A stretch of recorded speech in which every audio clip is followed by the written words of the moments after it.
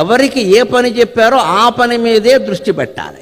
ఎప్పుడు ఏ పని చేస్తున్నామో ఆ పని మీదే దృష్టి పెట్టాలి. అప్పుడు 1000 పనులు చేయొచ్చు, 1,00,000 ఏళ్ళు జీవించవచ్చు హాయిగా, అనుమానమే లేదు.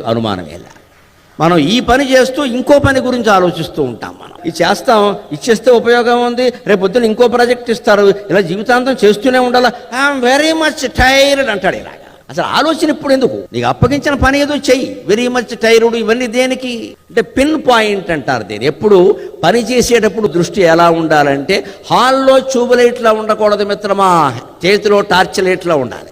హాల్లో ట్యూబ్లైట్ కాంతి హాల్ అంతా ప్రసరిస్తుంది, చేతిలో టార్చ్ లైట్ కాంతి ఒక ప్రత్యేక వస్తువు మీదే ప్రసరిస్తుంది. టార్చ్ లైట్లా పనిచేయండి, జీవితాంతం పనిచేస్తారు.